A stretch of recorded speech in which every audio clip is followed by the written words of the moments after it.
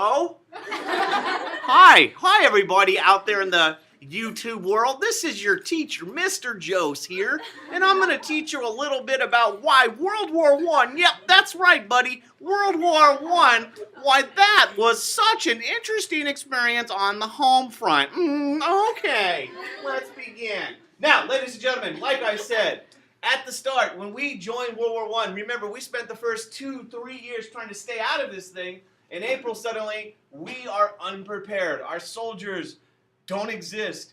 The little soldiers that are in the army and military are untrained, and so we have a draft.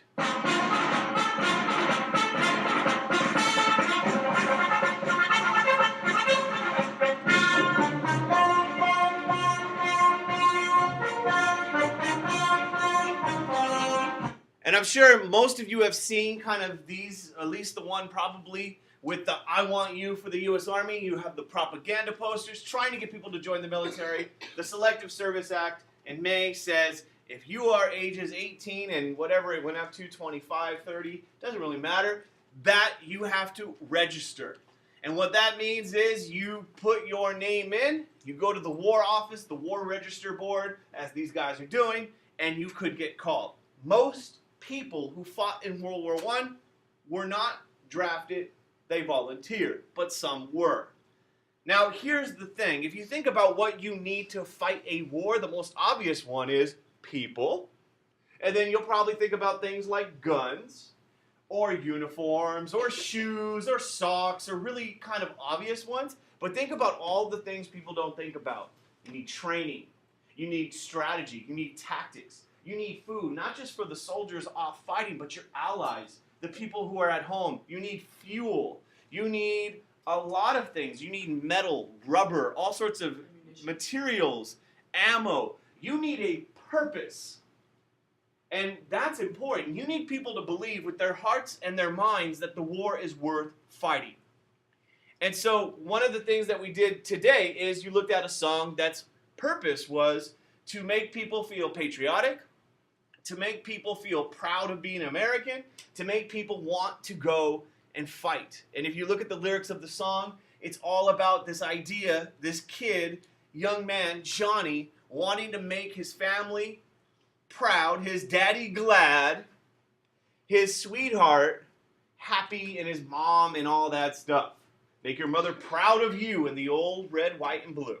And the way he's going to do that is he's going to go and fight.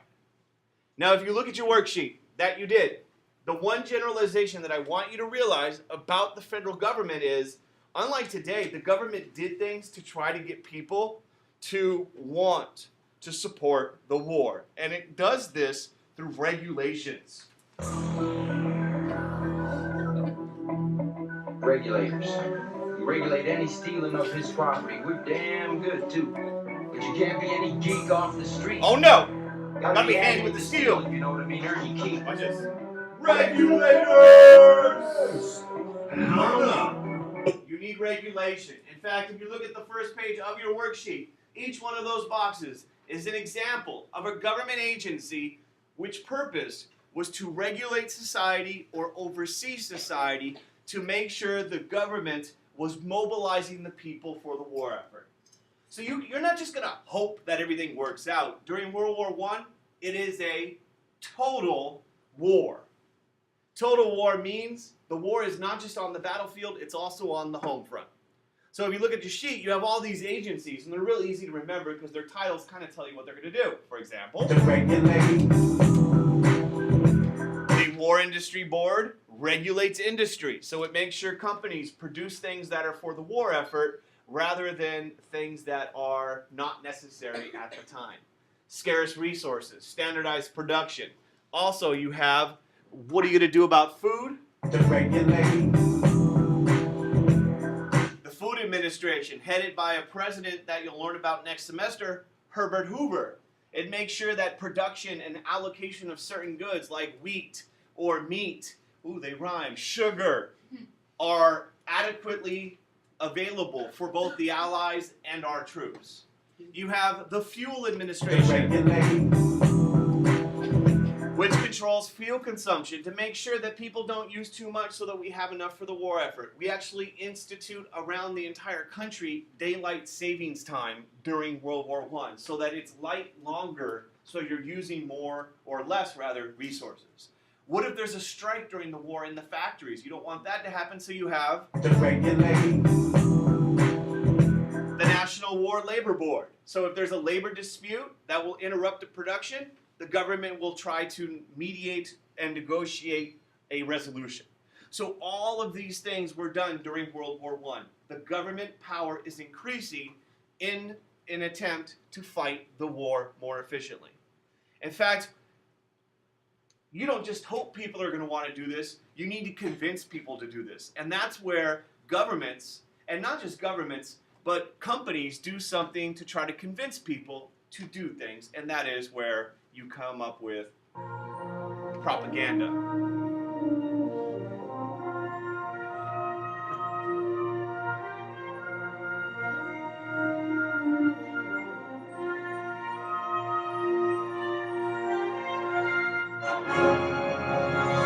And the whole purpose of that is to manipulate and form public opinion. You want people to say, you know what, I'm going to eat less sugar. I'm going to use less fuel. I'm not going to buy certain things that take up a lot of metal or steel so that it can go for the war effort. And if you look, and like I said, this is the quickest version of World War I at home that you're going to see. You have, for example, posters, because you don't have TV or, big production movies like we have today, but you have these posters.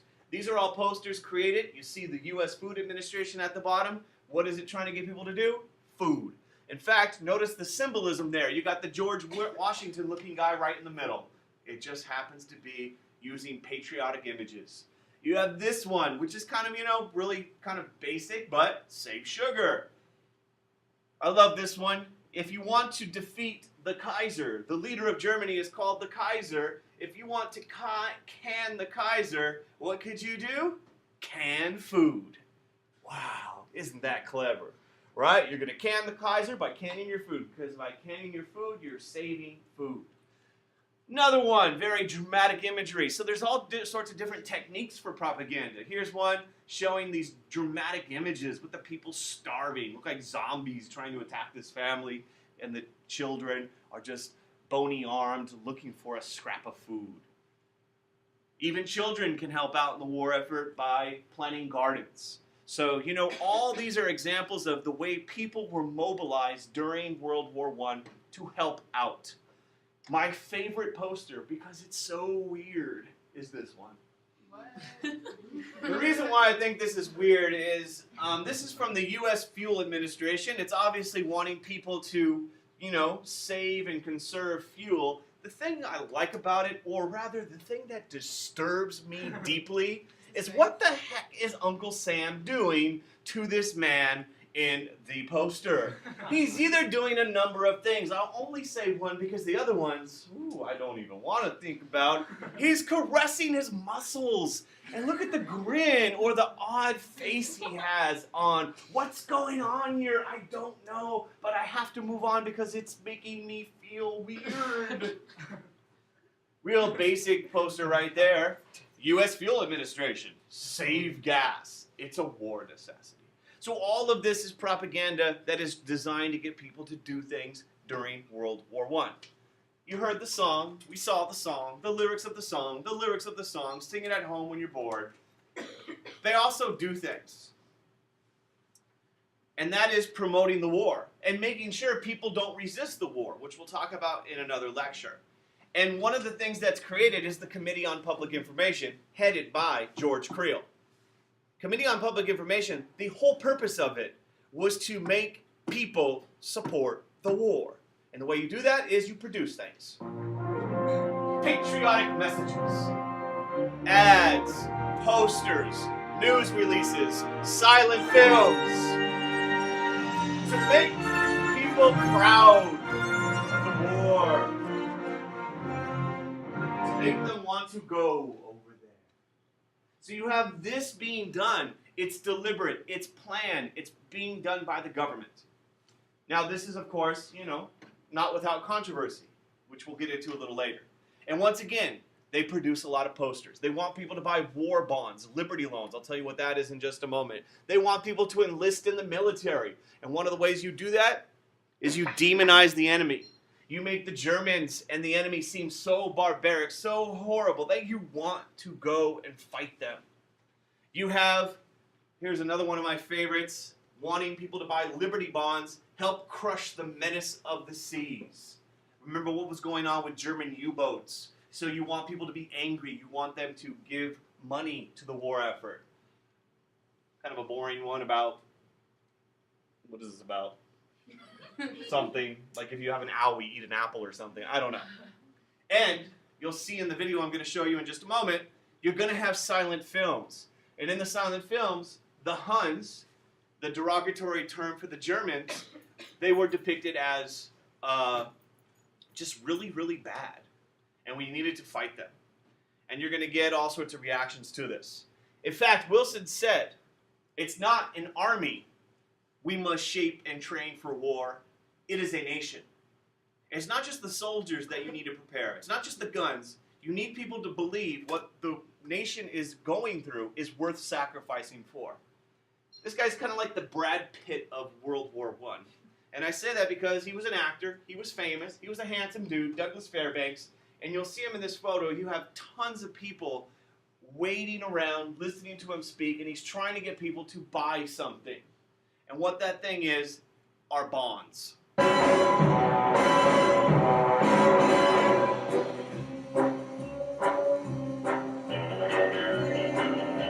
War bonds. In fact, 2/3 of the war was paid for what were known as Liberty loans or war bonds. And basically it is citizens, individuals, it could be old ladies, kids, adults, whoever, giving money, loans to the government, and that money was going to go and help fight the war.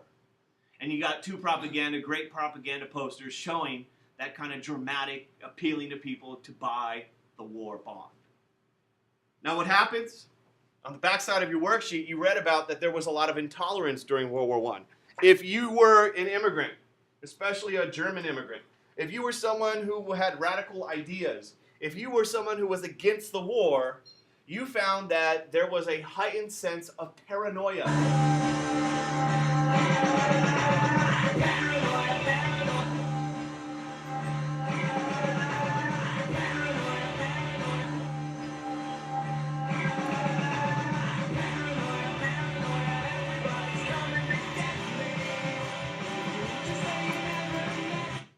In fact, this paranoia became very real.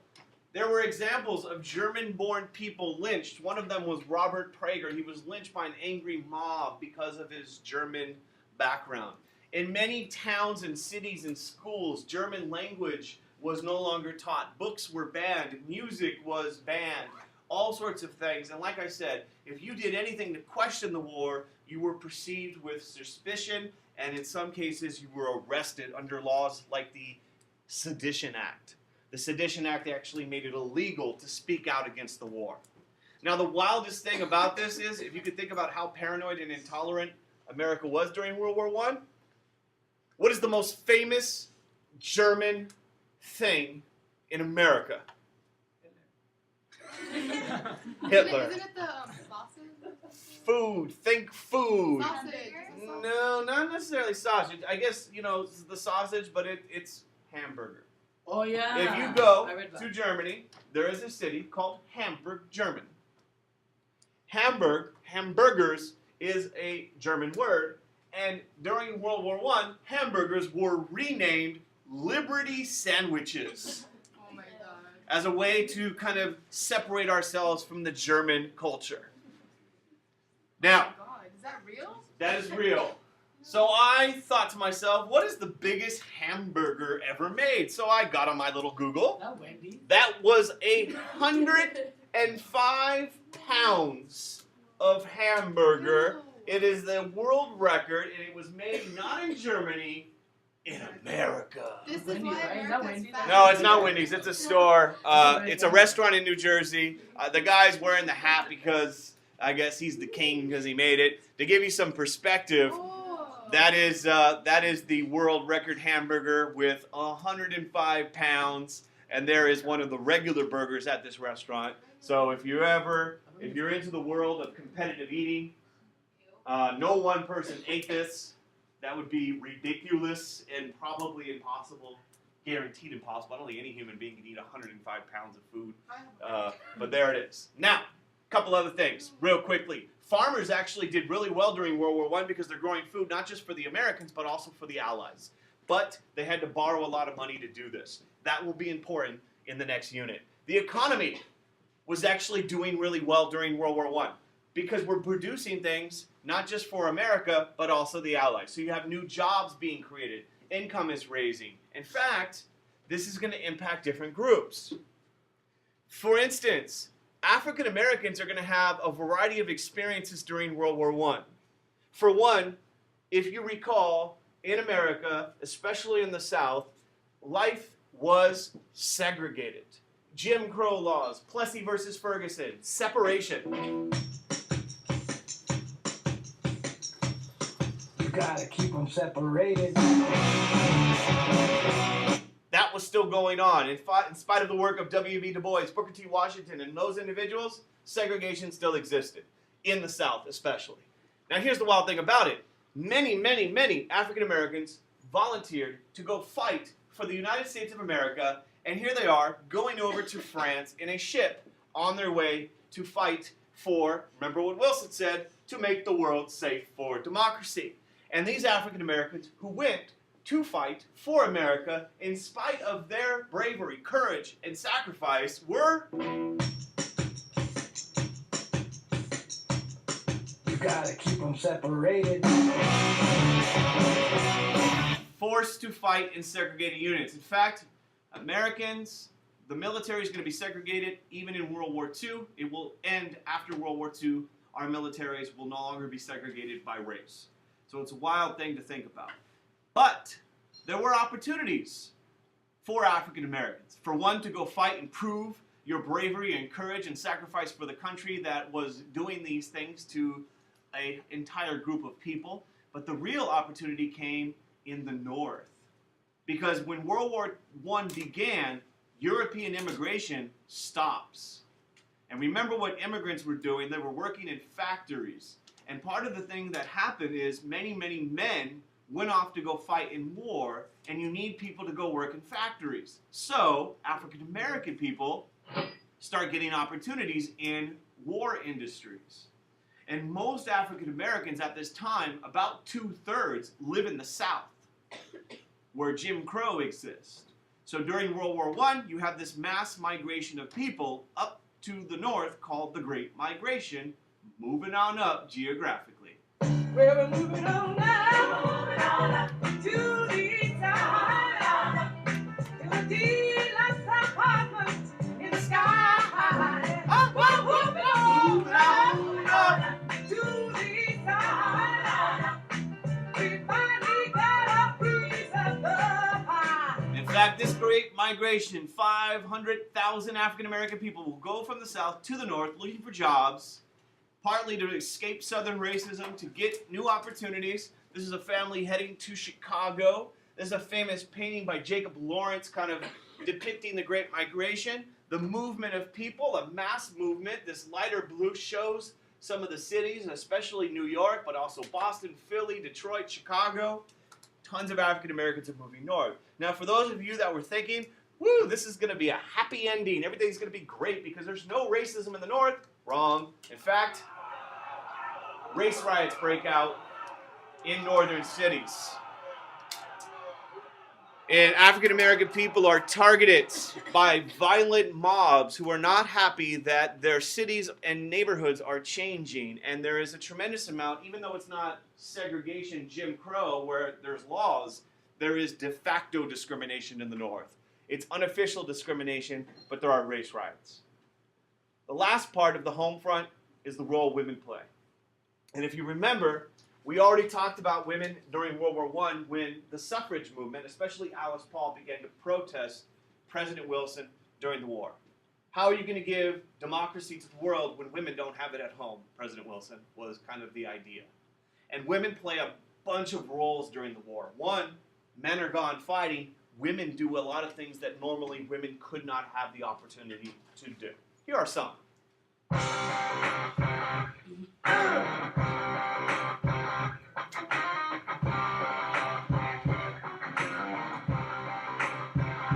American woman, stay away from me. American woman. So all these different jobs, whether it be kind of jobs that typically were available for women, such as receptionists and nurses, working with groups like the Red Cross or the YMCA or the YWCA, the Young Women's Christian Association, or working in factories, doing jobs that typically were considered man's work, women do them, which is one of the reasons why it becomes hard for the nation to ignore the contributions of women.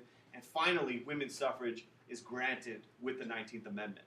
And once again, you have a lot of these posters, these propaganda posters, showing the different ways women contributed as, receptionists in different assignments in the factories. These women are doing their bit, learn to make munitions, as women who are helping produce food for the nation, as women who are, I love this one, hey, guys, gee, I wish I were a man, I'd join the Navy. This kind of peer pressure.